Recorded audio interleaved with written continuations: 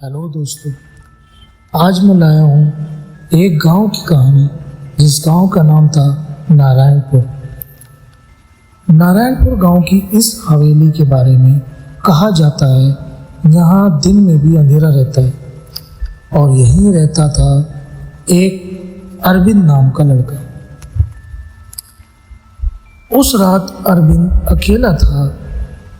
दरवाजे पर हल्की सी दस्तक हुई, लेकिन बाहर कोई नहीं था। अचानक उसकी सांसें भारी हो गई। वो पलंग पर गिरा और उसकी आंखें खुली रह गईं।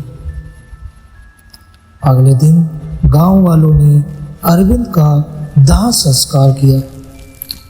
राख और धुएं के बीच एक परछाई नजर आई। वो मुस्कुरा रही थी जैसे अब भी जिंदा हो।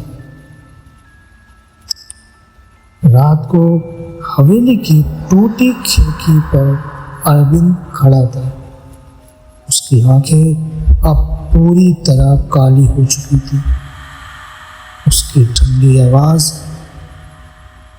मेरी सांस अधूरी है, मेरी सांस पूरी करो। एक गांव वाला खेत से लौट रहा था। पीछे कदमों की आवाज आई। उसने मुड़कर देखा, कोई नहीं। अचानक उसके सामने अरविंद खड़ा था। उसकी चीख रात में गुम हो गई। सुबह खेत में उसकी लाश मिली। चेहरा वैसे ही जैसे अधूरी सांस रोके हुए। दो लड़के हवेली में घुसे। धूल से भरी अलमारी में एक पुरानी डायरी मिली। उसमें लिखा था, मैंने चौकीदार को चोरी करते देखा है। वो मुझे मार देगा। अगर मैं मरा तो मेरी सांस अधूरी रह जाएगी। चौकीदार नशे में अबला हवेली में आया। उसने चिल्लाकर कहा, हाँ अरविंद, मैंने ही तेरी सांस रोकी थी। तेरे मुंह पर तकिया दबाया था मैंने।